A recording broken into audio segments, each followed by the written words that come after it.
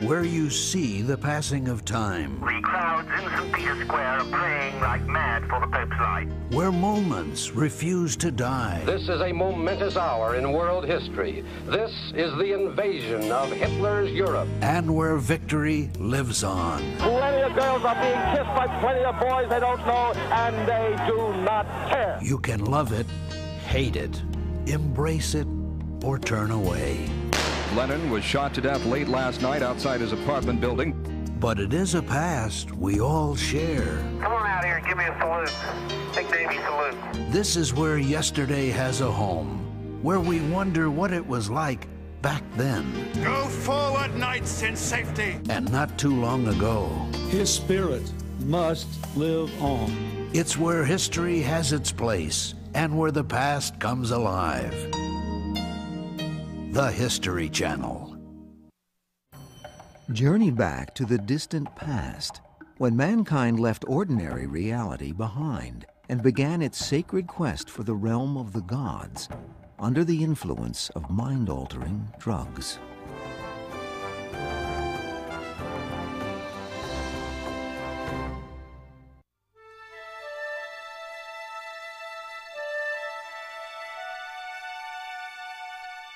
Since ancient times, human beings all over the world have embarked on an astonishing and dangerous quest.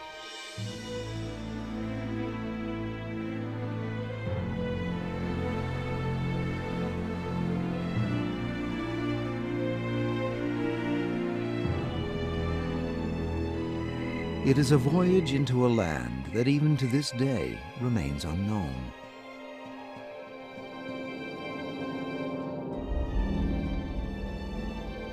A place of fantastic sights and sounds. A realm of sublime and terrifying creatures, where the laws of physics are ignored. It is a quest into the hidden mysteries of the human mind. The search for an altered state of consciousness, a sacred reality beyond what our senses can perceive. People do, all over the world, ubiquitously in human culture, seek some means to get out of the everyday state of consciousness and reality. And that desire to do that is so common in the human experience that it almost has to be seen as part of the basic human appetite. The quest for a world beyond our senses is one of the oldest and deepest yearnings of mankind. There is intriguing evidence that at the dawn of our earliest cultures, human beings were already experts at journeying beyond everyday consciousness.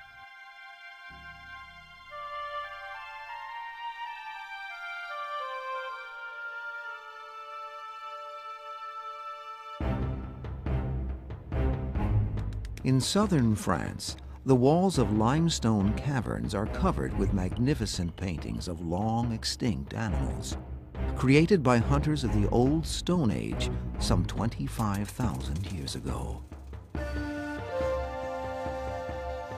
But some cave paintings have defied interpretation. Deep within one cave, an enigmatic scene depicts a wounded bison and a mysterious human figure who lies on the ground, apparently in a trance. Some scholars believe this painting may be the earliest portrait of the first human beings to experiment with altered consciousness. The mysterious figures known as shamans. They are the mediators between this world and the other world, between the physical and the spiritual, if you will. They are the people who can actually project their spirit or their soul into another dimension.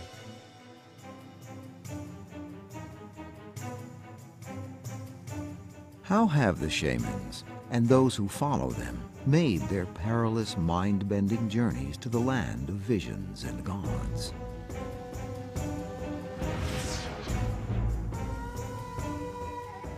Over countless millennia, seekers have traveled many paths.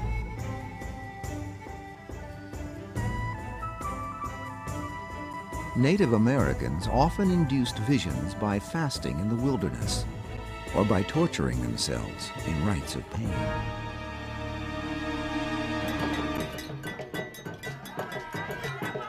And in Africa, trance dancing is the favored way to liberate the mind from the limits of physical reality.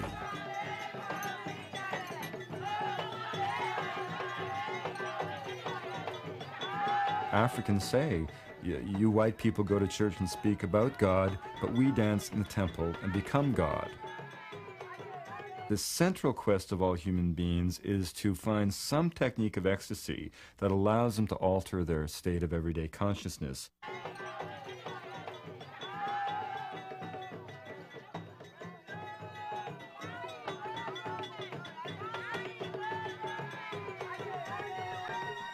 Among the many ways we have sought a higher consciousness, one has always been the most potent and the most perilous of all.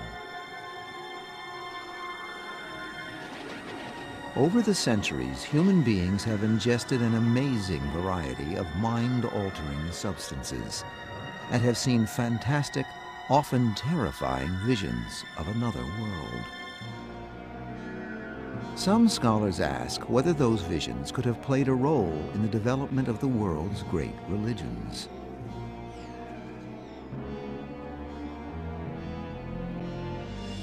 The question is highly controversial, but in one ancient society, drugs and religion may have been deeply intertwined.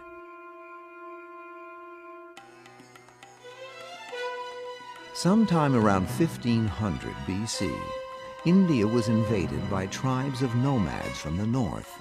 Today, we call these invaders the Aryans.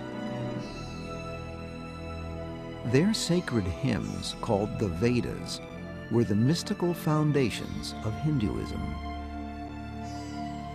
The ancient Vedas sing the praises of a mysterious, mind-altering substance called soma.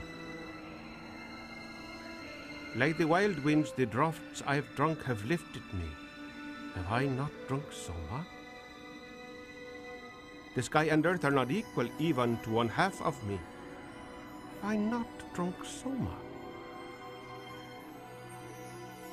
In my glory I eclipsed all heaven and earth. Have I not drunk soma? Rig Veda, Book 10. They have a sense that if they enter one whit more into this, it would be like plugging a toaster into a power line, that the intensity of the vision, what was being held, would just be too much for a frail mortal frame, and one would just disintegrate. What was this drug of astonishing power, so reverently described but never identified by the ancient Aryans who worshipped it? This has been one of the great botanical and anthropological mysteries, because nobody has ever figured out with certainty what soma is. There were a lot of descriptions of it, that it was something that was squeezed from a plant. It certainly sounds as if it was a major visionary experience, and this was a central aspect of their religion.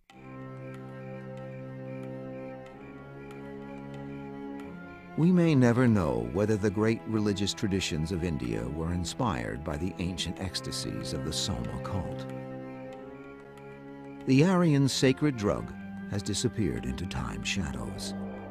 Some scholars believe that in the end, Soma's priests lost control of this extraordinary substance. Soma was beginning to be used for recreational purposes, and its religious meaning was being eroded, and rather than have that happen to their revered plant god, they simply agreed to close the door on that chapter of their history. Was Soma's power so awesome that a fearful ancient people banned its use forever? The question may remain unanswered. But soma is only one example of the age-old use of mind-altering substances in our search for a higher reality.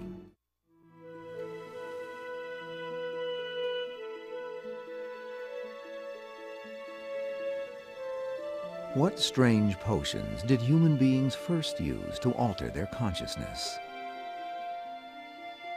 Did our ancestors take drugs to seek a more spiritual existence, or to escape the pain of earthly life? Scholars believe that in the history of Western civilization, the first drug was probably a very familiar intoxicant.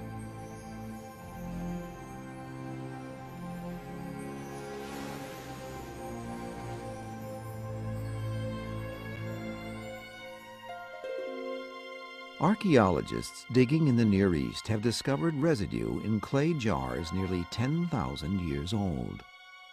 The earliest known traces of the mind-altering substance we call wine.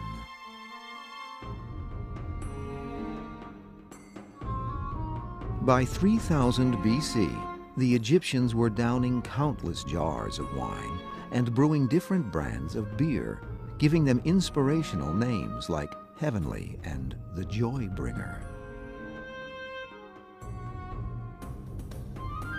At the same time in Mesopotamia, the Sumerians were so fond of beer that they devoted 40% of their annual grain harvest to brewing it.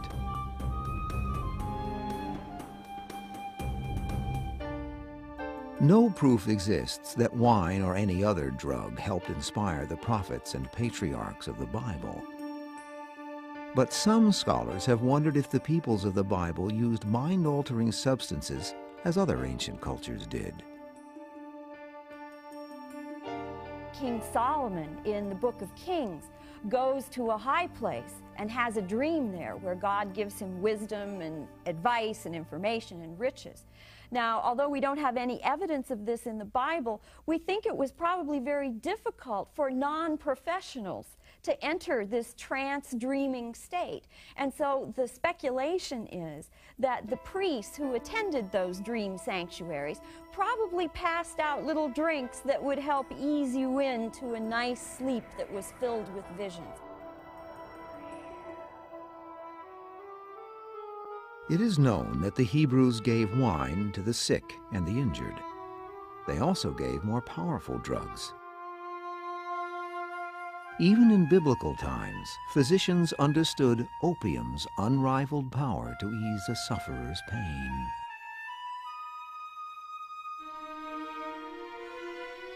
There is even speculation that opium may have played a role in one of the Bible's most tragic events, the crucifixion of Jesus of Nazareth.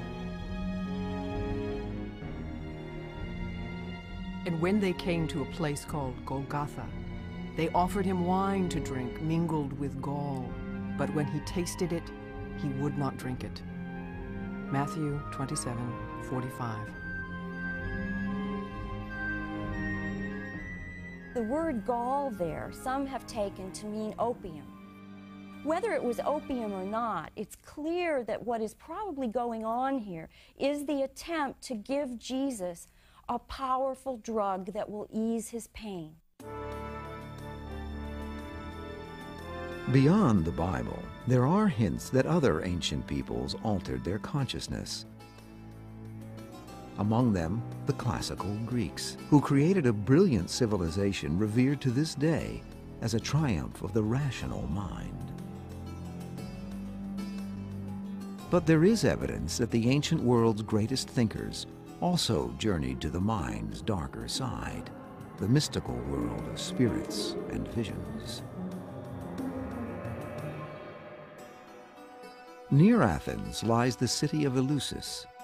In ancient times, it was the center of secret rites of the goddess Demeter, a mysterious cult which offered glimpses of immortality, whose rituals, even today, remain unknown. These Eleusinian mysteries were once famed throughout the Greek and Roman world. The climax of it came in the drinking of a sacred potion, and that those who emerged from that initiation rite were profoundly changed in their outlook.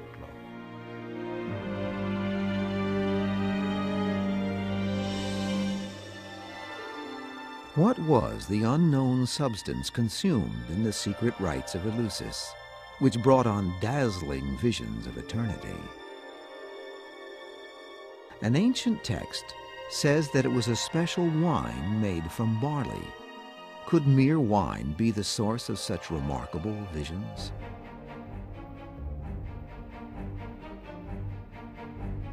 Scholars believe that barley could induce visions.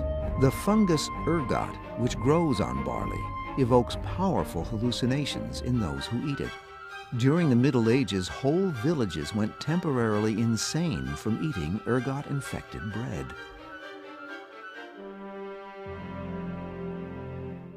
I side with those who say that the central sacrament in the Eleusinian mystery was a psychedelic substance. By the way, that is one of history's best kept secrets.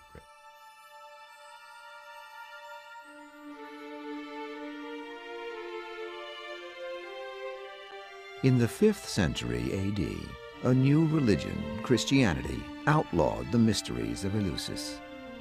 But the sacred use of wine survived.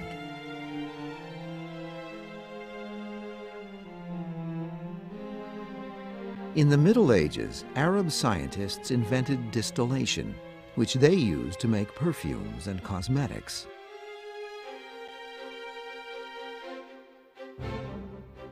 Europeans put this new process to quite another use.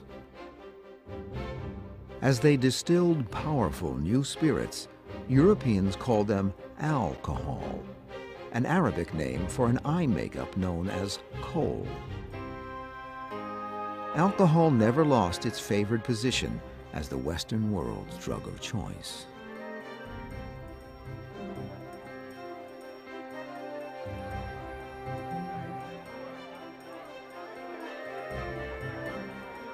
Some people have said that the aggressiveness that alcohol stimulates, and that certainly is a characteristic of alcohol, is consistent with Western values and Western culture, whereas, for example, the more introspective, meditative, reverie kind of state that marijuana produces or opium produces seems more consistent with some of the Eastern cultures than with Western cultures. And maybe some of our discomfort with those drugs has to do with that feeling that this is culturally out of sync with us.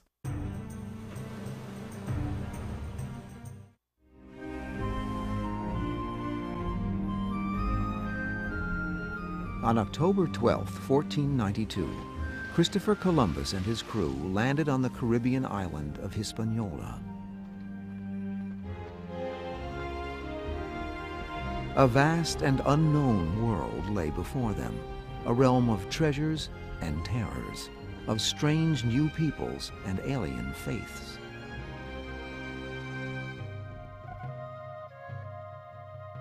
Among the mysteries of this astonishing new world were its exotic drugs, which the Catholic Church quickly denounced as evil. When the Spaniards arrived in the New World, they bumped into a huge variety of hallucinogenic substances. And this is quite a shock for these Catholics from the old world to see all of these things that their priests were telling them were manifestations of pacts with the devil.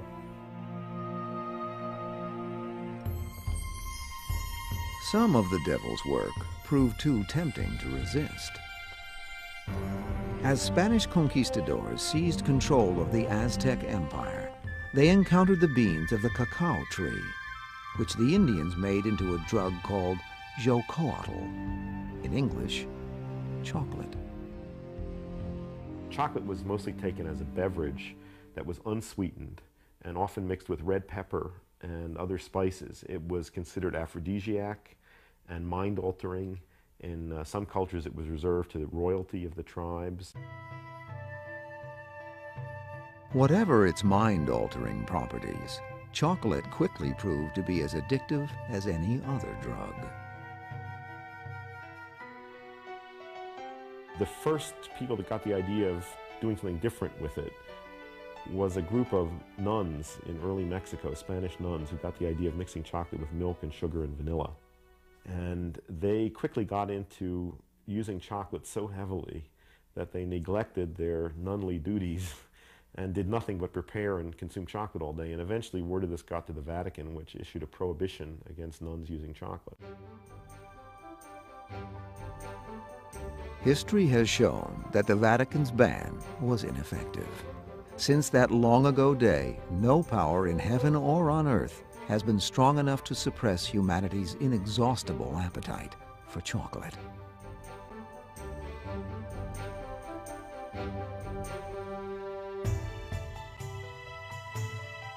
Europeans were equally astonished by another sacred substance venerated by Native Americans from Alaska to Tierra del Fuego.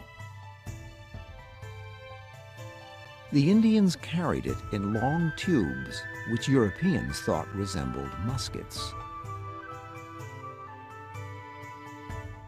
These are lit at one end, and at the other they chew or suck or take in with their breath that smoke which dulls their flesh and intoxicates, and so they say they do not feel weariness. Those muskets, or whatever we call them, they call tobaccos. Father Bartolomeo de las Casas.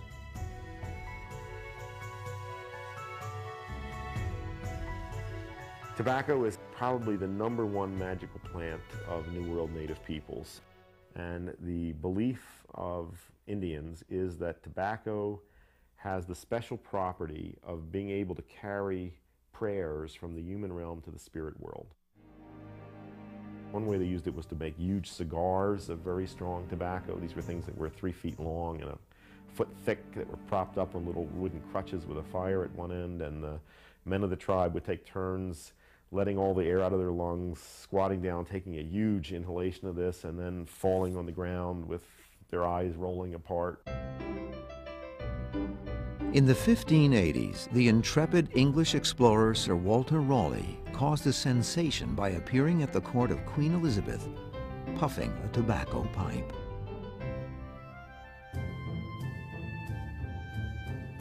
By the 19th century, all of Europe was smoking the sacred plant of Native America.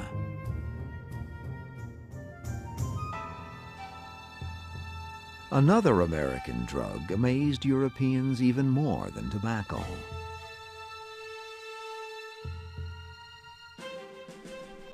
In 1532, 40 years after Columbus landed on Hispaniola, Francisco Pizarro and 168 soldiers defeated the vast armies of the Incas and took possession of the lofty, timeless land of Peru. High in the Andes, Peru's Spanish conquerors marveled at their Indian workers, who labored tirelessly for hours, even at dizzying altitudes, thanks to a small green leaf they chewed as they toiled.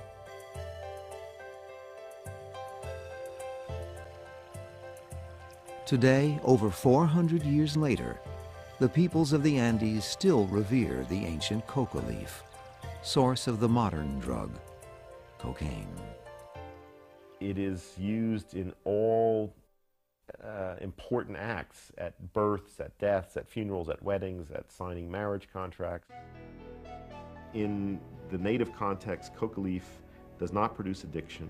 It does not produce the kind of mood problems that we see associated with cocaine. And I think this has to do with several differences. The first is that the content of cocaine in coca leaf is very low. It's taken by mouth, so the drug is absorbed slowly rather than going into the brain very rapidly as when you snort it or especially smoke it.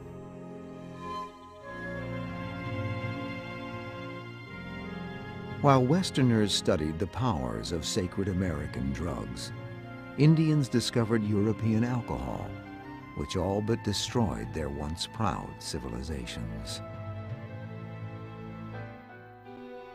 By the 20th century, Europe itself was in the grip of a horrifying new age, an age of drug addiction.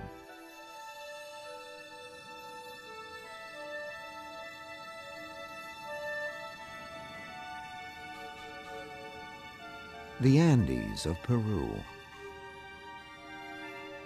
Since ancient times, their majestic heights have harbored sanctuaries of the soul.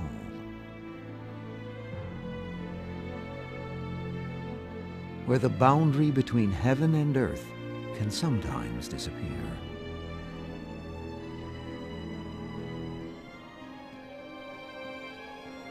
Hidden among these towering peaks, one remarkable place inspires believers to forsake the modern world for a perilous journey above the clouds and thousands of years back in time.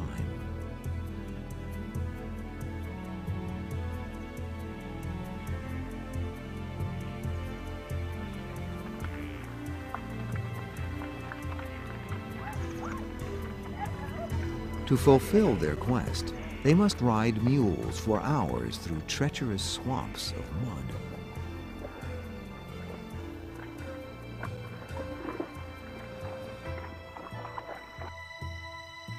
Those with the courage to persevere arrive at an isolated lake 12,000 feet high, known as Laguna Chimbe.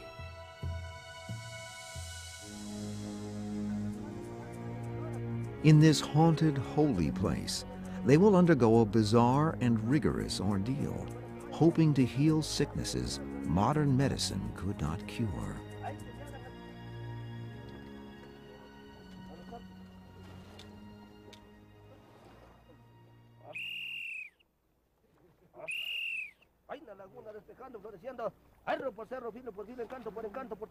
A shaman prays to the ancient spirits of the Andes and ingests a powerful brew made from the San Pedro cactus.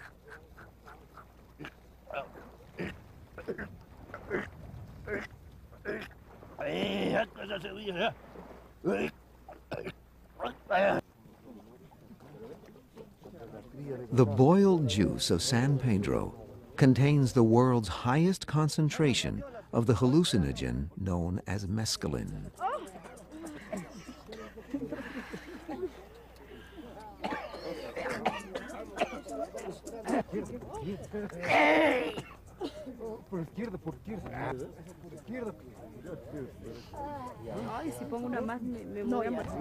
Under the influence of this drug, the pilgrims of Laguna Chimbe begin another sacred journey into uncharted regions of the mind.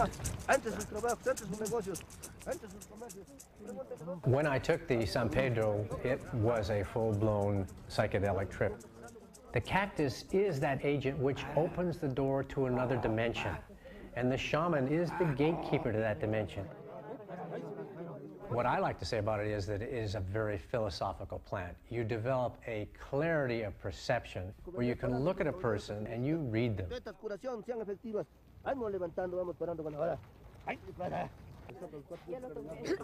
The San Pedro rites offer mystical insight, but the seekers pay a price. As the drug takes effect, some pilgrims become violently ill.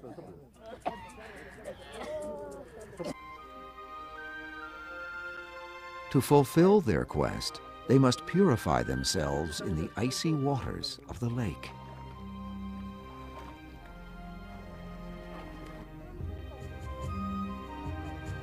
They must submit to strange rituals that ward off evil.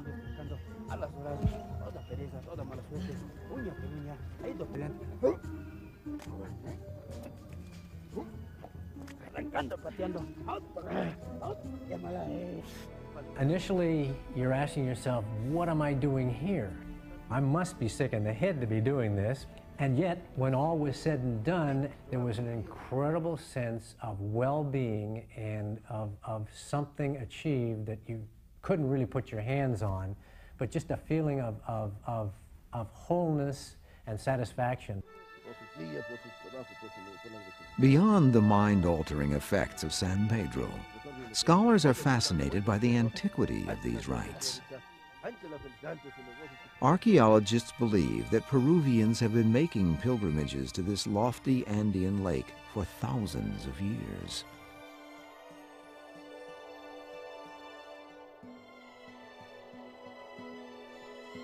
Peru's ancient peoples have left us compelling evidence of an unbroken link between the present and the past.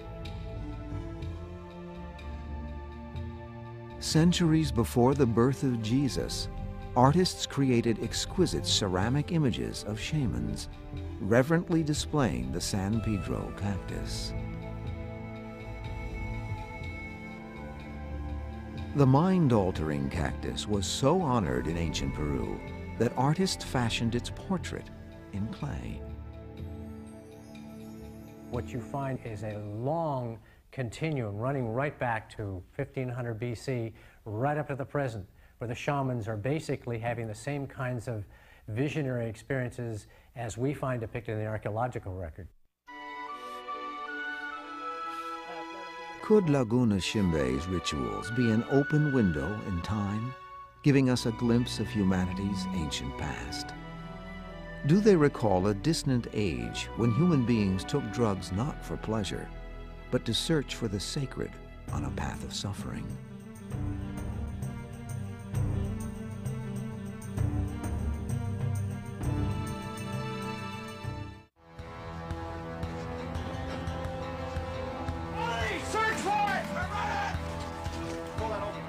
Today, the nations of the earth are fighting a desperate battle against a deadly enemy. A ghastly epidemic that wastes billions of dollars and destroys millions of lives. The worldwide scourge of drug addiction.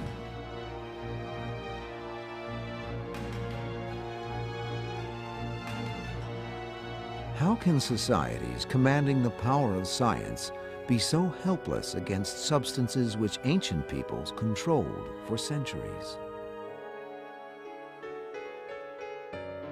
Ironically, it was science's ability to create unnaturally powerful drugs that made modern drug addictions possible. Until the early years of the 19th century, we never had pure isolated alkaloids for popular administration, either in medicine or on the streets of our cities. All of these substances were by definition taken in their natural form, a form that is always safer and always has a lower potential for abuse. In 1860, European scientists extracted pure cocaine from the South American coca leaf. To their astonishment, it proved to be a medical miracle. If you drop a solution of cocaine in the eye, it causes complete anesthesia that allows, for example, a cataract to be removed without pain. So this revolutionized instantly eye surgery. And then people began experimenting with injecting cocaine to cause local anesthesia.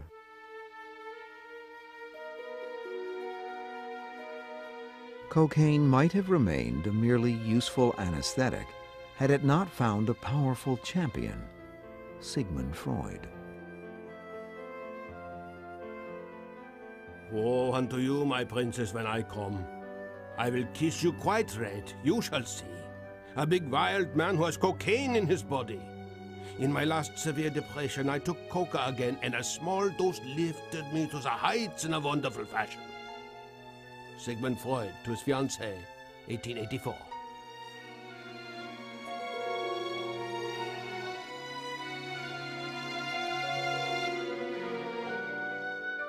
Thanks to Freud, doctors throughout Europe and the United States began prescribing cocaine as a cure for a multitude of ailments, including alcoholism.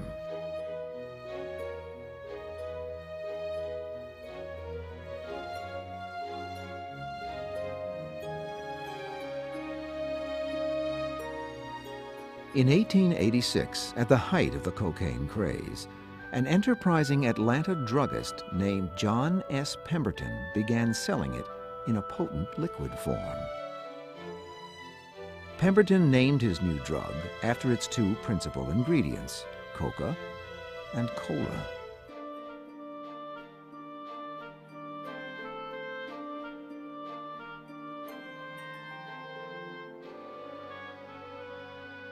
Coca-Cola, the beverage, was originally a medicinal product.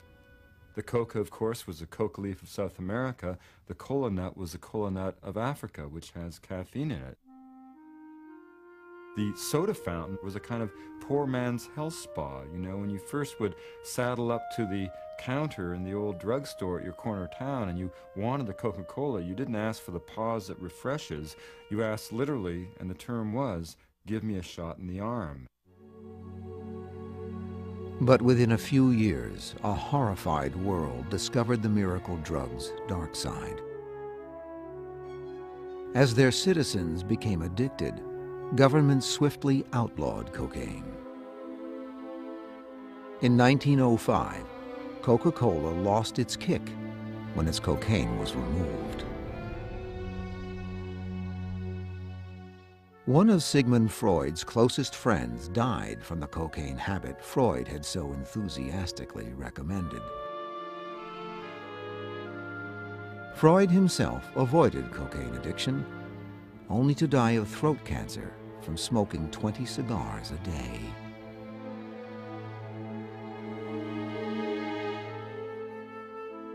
Incredibly, scientists ignored the dangers of creating unnaturally powerful drugs. Heroin was invented in 1898 and was prescribed for 2 years as a safe cough suppressant that had none of the addictive properties of morphine. And it took 2 years before people recognized that it was at least as addictive as morphine. Today, science struggles with the riddle of how to control the powerful drugs it has unleashed upon the world. Some scholars believe we may have much to learn from those who still practice the ancient ways.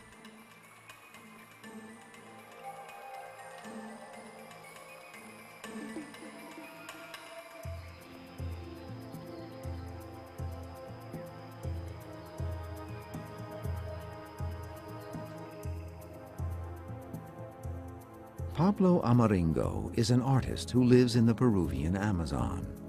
For years, he was a powerful shaman who took drugs to enter the spirit world and stood face to face with the inhabitants of a reality beyond our senses.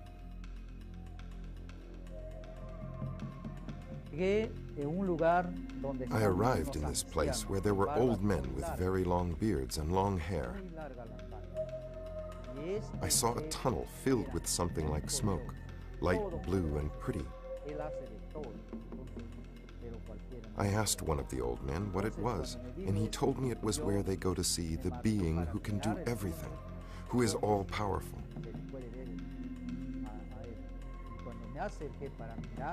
I went to look through the tunnel, but when I got close to it, I felt completely burned up, like I could no longer live.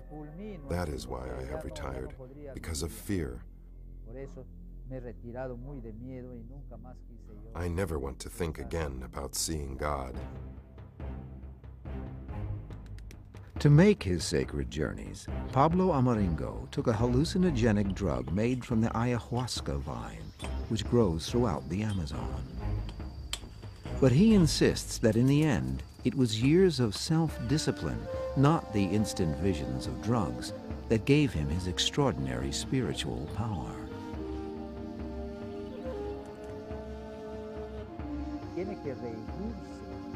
The one who wants to be a shaman has to keep to himself, has to go to the jungle alone to fast.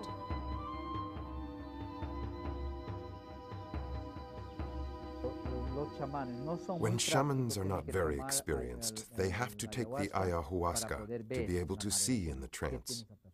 But when we are already experienced, when we are very, very strong, there is no longer any need.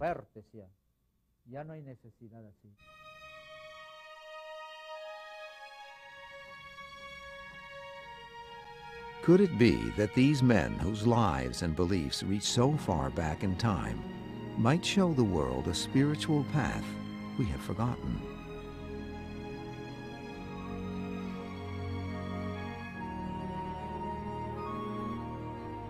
When we lose the ritual use of intoxicants, that's when we get into trouble.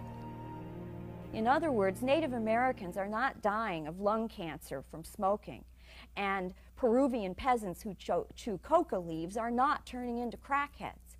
It's happening in this country because we have no context, no sacredness to the use of these substances.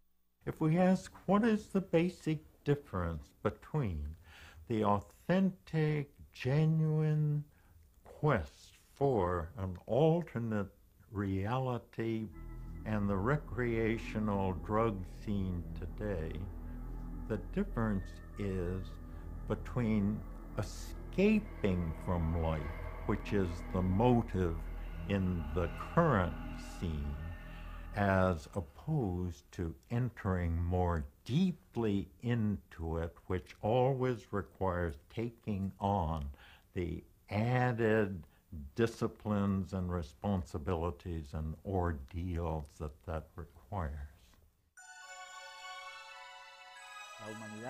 The spirits are around us. They are looking at everything we do. They are always with us to direct us to many good things.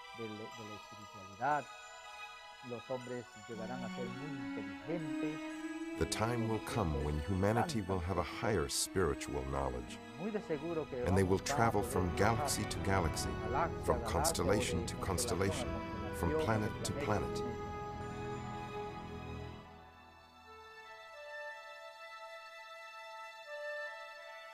Today, we are learning to look with new respect upon the ways of our ancestors as we search for solutions to our contemporary ills.